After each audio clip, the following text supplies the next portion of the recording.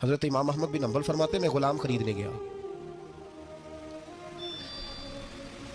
उसने मेरे साथ शर्त रखी कि हुजूर आप मुझे ख़रीद के ले जाने हैं, मेरी शर्त यह है कि मैं दिन को आपकी ड्यूटी करूँगा, रात को नहीं करूँगा।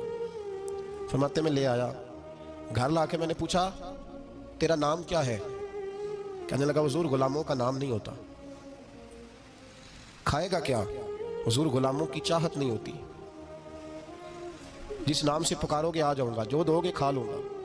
कहा किस कमरे में रहोगे? कहा हुजूर गुलामों के नखरे नहीं होते।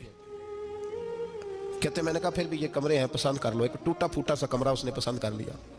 इमाम अहमद बिन हंबल फरमाते मैं उसे काम बताता पर इतनी मेहनत से करता कि कमाल कर देता, मेरे इशारे समझता। एक दिन मैं तहज्जुद के वक्त उठा, उसके कमरे में गया तो वो तौबा तौबा पुकार रहा था। सुनो वलियों की तौबा। फरमाते उसके कमरे से चीखने की, या अल्लाह माफ कर दे, या अल्लाह माफ कर दे, अल्लाह माफी दे दे। तड़प रहा है, रो रहा है। और इमाम अहमद बिन हंबल फरमाते हैं हाल ये है कि उसके कमरे से लेकर आसमान तक नूर ही नूर फैला हुआ है, नूर ही नूर। और वो रोता है या अल्लाह माफ कर दे, या अल्लाह माफ कर दे। फरमाते मैं सोचने लगा माफी किस चीज की मांग रहा है। फरमाते वो खुद ही बोला, और माफी देखो भाई, तौबा देखो अल्लाह वालों की। कहने लगा अल्लाह मैं तेरा बंदा हूं, तूने जिंदगी दी, नेमत दी, आंखें दी, कान दिए, सांसें चलाई, बगैर मांगे सारा कुछ दिया। चाहिए तो ये था कि मैं दिन रात तेरी बारगाह में झुका रहता, पर मुझे माफ कर दे। मेरे ऊपर इमाम अहमद बिन हंबल के भी हुकूक है, मेरे मालिक का भी हक है, इसलिए मैं दिन सारा इबादत नहीं कर सकता, बस 5 नमाजें पढ़ सकता हूँ। रात में जागता रहता हूँ तेरे हुजूर। अल्लाह वो जो सारा दिन मैं इबादत नहीं ना कर पाता, मुझे माफ कर दे।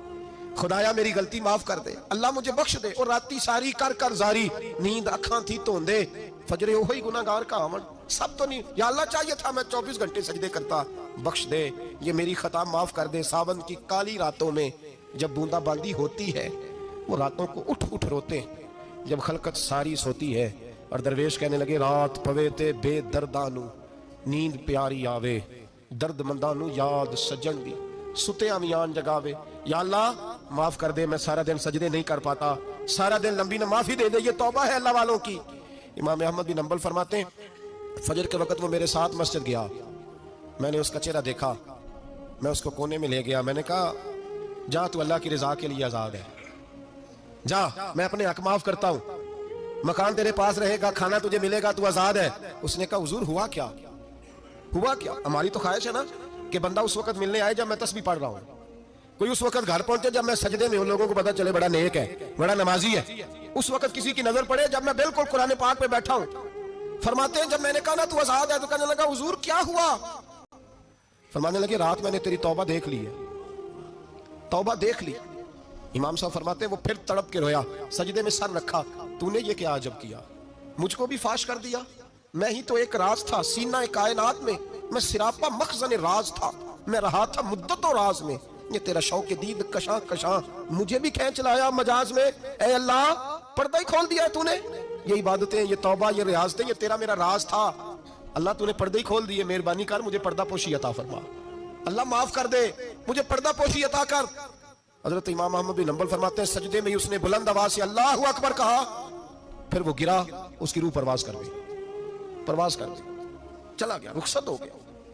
ये आशिक का जनाजा है, जरा धूम से निकले, महबूब की गलियों से जरा घूम के निकले। ओ भाई इस बात पे भी तौबा है कि या अल्लाह मैं सारा दिन नफल नहीं पिए, ये अल्लाह के वलियों की तौबा है। सारा कुछ कर कर आके ना, सारा कुछ कर कर आके फिर भी माफी, ड्यूटियां करके सारी फिर भी माफी, या अल्लाह माफ कर दे।